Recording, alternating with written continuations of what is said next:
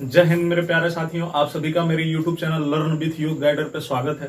तो जैसा कि आप लोगों को पता होगा कि अभी हम लोग पढ़ रहे हैं चक्रवृद्धि ब्याज यानी कि कंपाउंड इंटरेस्ट। तो जिसमें हमने बेसिक भी पढ़ा और जो हमारा नेक्स्ट टाइप होता है जिसमें हम ब्याज की दर ज्ञात करते हैं उसको भी हमने बखूबी बहुत अच्छे से और बहुत इत्मीनान से और उसके बिल्कुल डीप में जाके उसको हमने पढ़ा कि अगर प्रिंसिपल दिया हुआ हो और मिश्रधन दिया हुआ हो और टाइम दिया हुआ हो तो हम उसके ब्याज की दर कैसे निकालते हैं।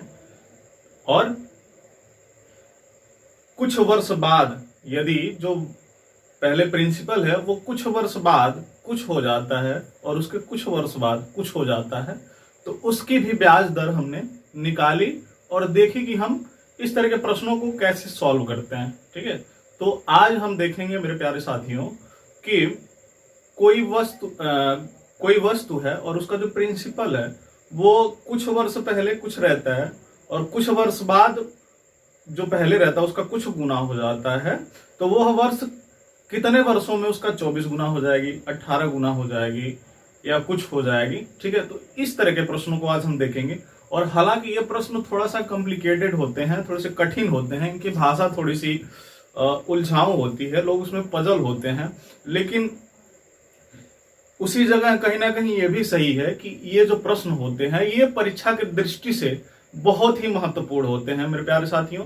क्योंकि अगर इस तरह के प्रश्नों को अगर आप सॉल्व करके एग्जाम में नहीं जाते हैं तो कहीं ना कहीं आपकी जो तैयारी है वो अधूरी है और आप अपने एग्जामिनेशन हॉल में बैठ के इस तरह के प्रश्नों को सॉल्व करते टाइम फंस सकते हैं। तो हमें फंसना नहीं, हमें अपनी तैयारी ऐसे करके जानी है कि एग्जामिनर जो है वो अपना पेपर कैसे भी सेट कर रहा है, किसी तरह से वो सेट कर रहा है, तो हमें उस पेपर को फोड़ के आना है, उसमें से 100 आउट ऑफ 100 करने का टारगेट सेट करके जाना है, तब कहीं जाके सिलेक्शन होना है। सिलेक्ट तो हर कोई हो जाता है मेरे प्यारे साथियों, लेकिन हर कोई टॉप नहीं करता है। तो आपको अपनी तैयारी ऐसी करनी है कि आप टॉप करें। ठीक है, तो इसी जोश के साथ हम चलते हैं प्रश्न नंबर 1 पे और देखेंगे कि हमारा प्रश्न नंबर 1 क्या कह रहा है। हालांकि आज गर्मी भी बहुत है और लेकिन ये गर्मी हमारे जो अंदर गर्मी जल रही है, हमारे अंदर जो आग जल रही है उसके आगे कुछ नहीं है। क्योंकि जब हमारे अंदर आग जलेगी तभी हम सिलेक्शन पाएंगे, अदरवाइज हम सिलेक्ट नहीं हो सकते हैं। तो आइए देखते हैं प्रश्न नंबर 1। तो हमारा प्रश्न नंबर 1 क्या कह रहा है कि वह धनराशि ज्ञात करे जो चक्रवृद्धि ब्याज की दर से पहले वर्ष के अंत में रुपए 650 हो जाती है और दूसरे वर्ष के अंत में रुपए 676 हो जाती है। क्या कह रहा है कि कोई धनराशि है जो चक्रवृद्धि ब्याज पे पहले वर्ष के अंत में है, यानी कि आफ्टर 1 ईयर कितना हो जाती है, 650 कितना हो जाती है मेरे प्यारे साथियों, रुपए 650 हो जाती है। और इसके एक वर्ष बाद कितना हो जाती है, 676 क्या हो जाती है मेरे प्यारे साथियों, 676 हो जाती है। तो वह राशि क्या है, यानी कि उसका प्रिंसिपल क्या है। एक बार फिर से प्रश्न को देख लीजिए कि वह धनराशि ज्ञात करे जो चक्रवृद्धि ब्याज की दर से पहले वर्ष के अंत में रुपए 650 हो जाती है और दूसरे वर्ष के अंत में रुपए 676 हो जाती है। ये ना हमसे पूछ रहा है। तो यहाँ पे देखिए कि ये जो धनराशि है वो एक वर्ष में इतना हुई, तो एक वर्ष में जब इतना हुई तो कुछ तो बढ़ी होगी। तो यहाँ पे हमें प्रिंसिपल नहीं दिया हुआ है तो ये तो हम पता नहीं लगा सकते कि ये धनराशि एक वर्ष में कितना बढ़ी है। लेकिन इसके अगले जो वर्ष है यानी कि दूसरे वर्ष में ये धनराशि कुछ बढ़ी है, तो कितना बढ़ी है हम ये ज्ञात कर सकते हैं। तो इस वाले अमाउंट को जब हम घटाएंगे तो हमें कितना बढ़ी है वो राशि पता चल जाएगा। तो इसमें से जब हम इसको घटाएंगे तो ये 6 हो गया और ये 2 हो गया, यानी कि यह राशि एक साल में कितना बढ़ी, 26 बढ़ी। अब यहां से ध्यान देने वाली बात यह है कि ये जो 26 है इस 650 का कितना परसेंट है।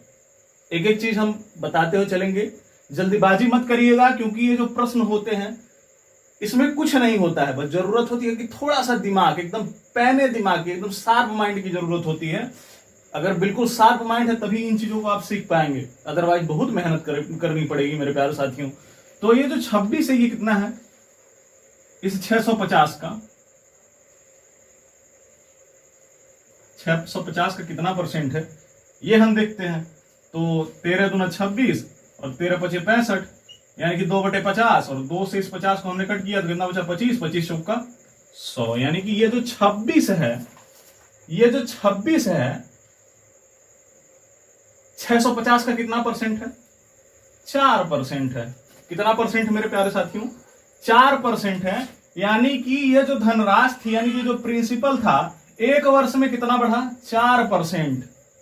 कितना बढ़ा मेरे प्यारे साथियों, 4%। और आपको पता होगा कि जो कोई भी धनराशि होती है वो खुद का कितना होती है, 100% होती है मेरे प्यारे साथियों। कितना होती है, खुद का 100%, यानी कि 100%। तो ये पहले क्या थी, 100% थी, और एक साल बाद ये बढ़ी कितना, 4%। कितना बढ़ी मेरे प्यारे साथियों, 4%। तो जो ये धनराशि है ये क्या है, खुद का 104% है, और 100% क्या है, ये पी है। तो यही पी हमें, यानी कि प्रिंसिपल हमें फाइंड करना है। जो प्रिंसिपल होगा वही हमारा क्या हो जाएगा, आंसर हो जाएगा। तो इस 100 में जब हम 4 ऐड करेंगे तो ये क्या हो जाएगा, खुद का 104%, और खुद का 104% कितना है, 650 है। कितना है मेरे प्यारे दोस्तों, 650 रुपए हैं। तो आपको पता होगा कि जब हमें 100% निकालना होता है, मैंने प्रतिशत में ही ये बताया था कि कोई भी प्रतिशत दिया हुआ है तो सबसे पहले उसका 1% निकालिए, और जब 1% निकालेंगे तो उसका आप कितना भी प्रतिशत गुणा करके निकाल सकते हैं। तो आइए इसका 1% निकालते हैं। तो इसका 1% क्या हो जाएगा मेरे प्यारे दोस्तों, 650 बटा में 104। यहां तक किसी को समझने में दिक्कत है, थोड़ा सा देखने दीजिए कि ये कैमरे में कैद हो रहा है कि नहीं। तो बहुत अच्छे से रिकॉर्ड हो रहा है ये। तो कितना 1% इसका कितना है, 650 बटा 104। तो हमें 100% निकालना है, तो हमें क्या करेंगे, इसमें 100 का गुणा करेंगे। 13 पचे 65 और 13 बटे 104, 13 पचे 65 और 13 बटे 104। अब यहां पे देखिए कुछ करने पिटने लायक है क्या, 2 से इसको एक बार फिर काट लीजिए, तो ये 25 हो गया और ये 4 हो गया। अब इस 4 से इस 100 को काटेंगे तो फिर यहाँ पे 25 हो जाएगा। अब इस 25 का इस 25 में जब गुणा कराएंगे तो हमारा आंसर कितना हो जाएगा, 625। कितना आंसर हो जाएगा हमारा, 625। और यही हमारा क्या हो जाएगा, फाइनली आंसर हो जाएगा। यानी कि जो धनराशि थी वो पहले वर्ष में बढ़ के 650 हुई। पहले ये क्या थी, 625 थी। यानी कि जो पी है, यानी कि जो हमारा प्रिंसिपल है, ये क्या है, 625 है। और ये 625 पहले वर्ष में बढ़ के कितना हुआ, 650 हुआ, और उसके अगले वर्ष बाद ये कितना हो गया, 676 हो गया। तो हमारा आंसर कितना होगा, 625। तो मैं ये मान के चल रहा हूं कि इस प्रश्न को आपने बहुत अच्छे से समझा होगा। तो इसी तरह का जो हमारा अगला प्रश्न है वो बिल्कुल इसी से मिलता जुलता है, बस थोड़ी सी भाषा और थोड़े से नंबर का चेंज आपको देखने को मिलेगा। तो परेशान मत होइए और अपने अंदर की आग को जला के रखिए, ठीक है। जब आग जलती रहेगी तभी आपका जो मुराल है वो डाउन नहीं होगा, आपका हौसला बुलंद होगा। और किसी भी जंग को फतह करने के लिए सबसे जरूरी चीज होता है हौसला, ठीक है। तो हमारी ये जो लाइफ है ये भी एक तरह की जंग ही है मेरे प्यारे साथियों। इसमें आपको लड़के ही हर मुकाम हासिल करना है, ठीक है। तो आइए चलते हैं इसके बाद हम दूसरे प्रश्न पे। और हमारा जो दूसरा प्रश्न है वो क्या कह रहा है कि वह धनराशि ज्ञात करो जो चक्रवृद्धि ब्याज की दर से पहले वर्ष के अंत में ₹448 हो जाती है। यानी कि प्रिंसिपल जो है हमारा ये क्या हो जाता है, पहले वर्ष के अंत में, यानी कि आफ्टर 1 ईयर, एक साल के बाद ये क्या हो जाता है, 480। कितना होता है मेरे प्यारे साथियों, 480। और दूसरे वर्ष के अंत में, कौन से वर्ष के अंत में, दूसरे वर्ष के अंत में कितना हो जाता है, 576। यानी कि यहां से भी इसको एक साल बाद क्या हो जाता है, ये 576, ठीक है। तो ये देखते हैं कि एक साल में बढ़ा कितना है। तो यहां 6 हो गया और 18 में से 7 गया, कितना हो जाएगा, 9। यानी कि ये एक वर्ष में कितना बढ़ा है, 96 बढ़ा है। कितना बढ़ा है मेरे प्यारे दोस्तों, 96 बढ़ा है। तो आइए देखते हैं कि ये 96 इस 480 का कितना प्रतिशत है। ये जो 96 है मेरे प्यारे दोस्तों, ये 480 का कितना प्रतिशत है? तो हम 96 को ऊपर लिखते हैं और 480 को नीचे गुणे में हम 100 करते हैं, तभी तो हमें पता चलेगा कि ये 96 480 का कितना प्रतिशत है, यही ना हमें जानना है।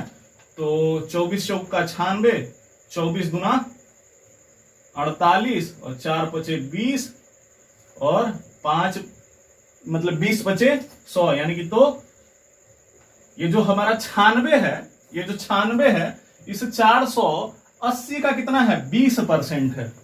96 480 का क्या है? 20% है। तो ये जो P था ये पहले वर्ष कितना बढ़ा है? 20 वर्ष। पहले तो ये क्या था? खुद का 100% था, लेकिन एक वर्ष में ये कितना बढ़ा है? खुद का 20%। तो यानी कि ये जो 480 है इस P का 120% है। 20% बढ़ा और 100% पहले से था। ठीक है, तो ये जो 480 है ये क्या है? इस प्रिंसिपल का यानी कि मूलधन का 120% है। यहां देखिए पहले 100 था और ये 20% बढ़ा तो ये कितना हो गया? 480 हो गया। ठीक है, तो यानी कि 120% बराबर कितना है मेरे प्यारे दोस्तों? 480। तो 1% कितना होगा इसका? 480 बटा में 120 और गुणे 100। 10 से 10 खत्म, 12 चौका 48, यहां पे बचा कितना हमारा? 40 और यहां पे 10। तो 40 गुणे 10 हम करेंगे तो हमारा फाइनली आंसर कितना हो जाएगा? 400। यानी कि ये जो मूलधन था यानी कि जो प्रिंसिपल था वो कितना था? 400 था। प्रिंसिपल कितना था हमारा? 400 था और ये एक वर्ष बाद बढ़ के कितना हो गया? 480 हो गया। और दूसरे वर्ष के अंत में यानी कि यहां से एक वर्ष बाद ये बढ़ के कितना हो गया? 576 हो गया। इसको नोट करिए। इसके बाद देखते हैं हमारा जो अगला प्रश्न है।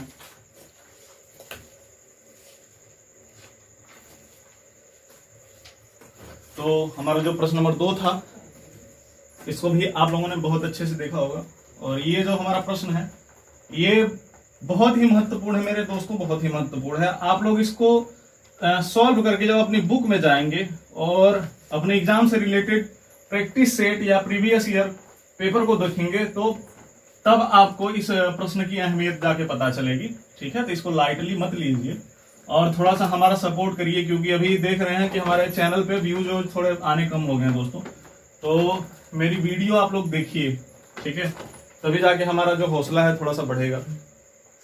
ठीक है, देखिए इतनी गर्मी में मैं आप लोगों के लिए कितनी मेहनत कर रहा हूँ।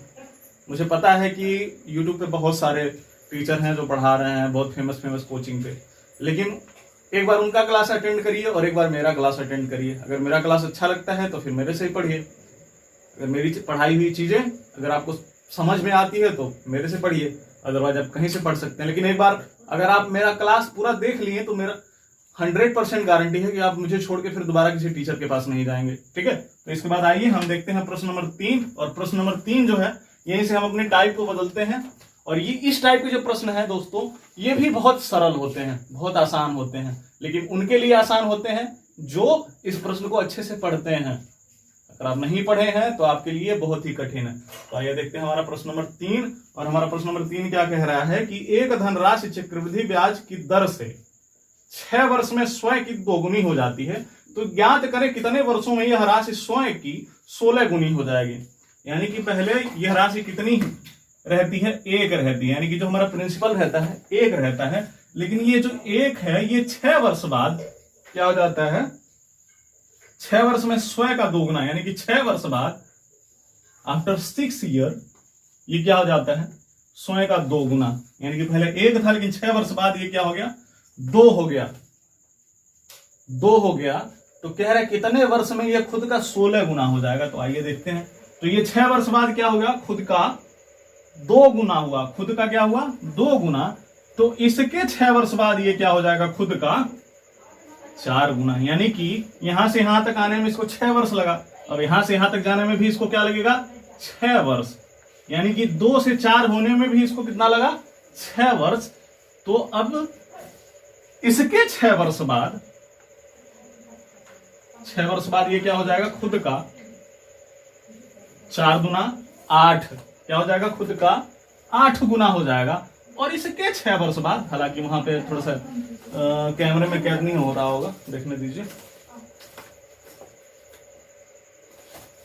तो इसके 6 वर्ष बाद यानी कि यहां से 6 ईयर बाद ये क्या हो जाएगा, खुद का 16 गुना हो जाएगा। तो मतलब इसको 16 गुना होने में कितना वर्ष लगेगा, कितना वर्ष लगेगा?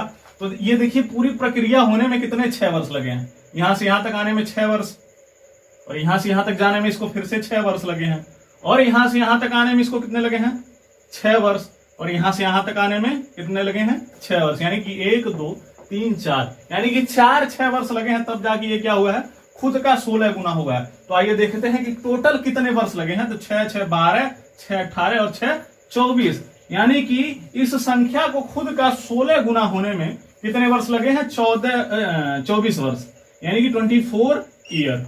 तो ये था हमारा प्रश्न नंबर 3। और इसके बाद प्रश्न नंबर 3 के बाद इसी गर्मजोशी के साथ, इसी जोश के साथ हम चलते हैं प्रश्न नंबर 4 पे। और ये प्रश्न नंबर 4 भी आप लोग देखिए एकदम से उड़ा देंगे इसको, ठीक है। इस प्रश्न में कुछ नहीं रखा हुआ है और बहुत कुछ रखा हुआ है। अगर आपको समझ में आ गया तो ये प्रश्न बिल्कुल आपके लिए हल हुआ है, अदरवाइज आप नाक रगड़ते रह जाएंगे, लेकिन इस तरह के प्रश्नों को सॉल्व नहीं कर पाएंगे, ठीक है।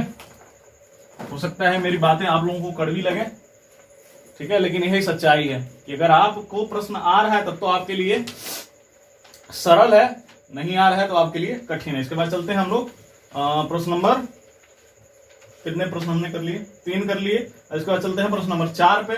प्रश्न नंबर 4 क्या कह रहा है कि एक धनराशि चक्रवृद्धि ब्याज की दर से 4 वर्ष में स्वयं की 3 गुनी हो जाती है, तो ज्ञात करें कितने वर्ष में यह राशि स्वयं की 27 गुनी हो जाएगी। क्या कह रहा है कि कोई धनराशि 4 वर्ष में खुद की क्या हो जाती है, 3 गुनी, यानी कि पहले यह राशि क्या रहती है, 1 रहती है, लेकिन अगले 4 वर्ष में,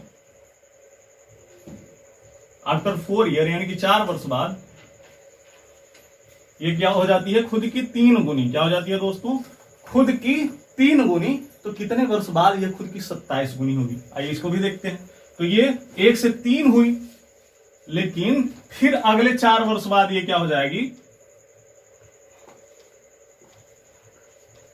ये 4 वर्ष बाद क्या हो जाएगी, खुद की 3 गुनी। तो 3 का 3 गुना कितना होता है, 3 त्रिका 9। क्या होता है दोस्तों, 3 त्रिका 9। और फिर ये जो 9 है ये 4 वर्ष बाद क्या हो जाएगा, खुद का 3 गुना, यानी कि 9 त्रिका 27। और इस 9 को 27 होने में फिर से कितना समय लगा, 4 वर्ष। कितना लगा मेरे दोस्तों, 4 वर्ष। कितना लगा फिर से इस 9 को 27 होने में, 4 वर्ष। तो इस 1 को 27 होने में कितने वर्ष लगेंगे, तो यहां ऊपर दिया हुआ, इसको कैलकुलेट करिए। 4 4 8 और 4 12, यानी कि 1 को 27 होने में, यानी कि उस संख्या को खुद का 27 होने में कितने वर्ष लगेंगे, 12 साल, यानी कि 12 ईयर, ठीक है। तो ये भी प्रश्न देखिए हमने कितनी आसानी से किया और कितने मजेदार तरीके से। तो बिल्कुल नहीं डरना है, क्योंकि ये जो प्रश्न होते हैं ये देखने में कठिन होते हैं, लेकिन इसके कॉन्सेप्ट को आपने एक बार पकड़ लिया तो बिल्कुल इस तरह के प्रश्न को आप उखाड़ के फेंक सकते हैं अपने एग्जामिनेशन सेंटर के अंदर, ठीक है। तो आइए देखते हैं कि जो हमारा अगला प्रश्न है वो क्या कह रहा है। तो वो प्रश्न भी बहुत ही मजेदार और बहुत ही धमाकेदार और बहुत ही मसालेदार और बहुत ही मजेदार है, ठीक है। तो हमारा प्रश्न नंबर 5 क्या कह रहा है कि एक धनराशि चक्रवृद्धि ब्याज की दर से 3 वर्ष में स्वयं की 3 गुनी हो जाती है, तो ज्ञात करें कितने वर्षों में यह राशि स्वयं की 9 गुनी होगी। क्या कह रहा है, 3 वर्ष में स्वयं की 3 गुनी। पहले क्या रहती है, ये 1 रहती है, लेकिन 3 वर्ष में, 3 ईयर में ये क्या हो जाती है, स्वयं की 3 गुनी। क्या हो जाती है, स्वयं की 3 गुनी। तो ये कितने वर्ष में खुद की 9 गुनी होगी। तो इसको 3 गुनी होने में कितना वर्ष लगा है, 3 वर्ष। तो इस 3 को फिर से ये जो 3 है ये क्या हो जाता है, हो जाएगा 3 वर्ष बाद ये क्या हो जाएगा, खुद का 3 गुना। तो 3 का 3 गुना क्या होता है, 9, यानी कि इस 3 को 9 बनने में फिर से कितना समय लगा, 3 ईयर।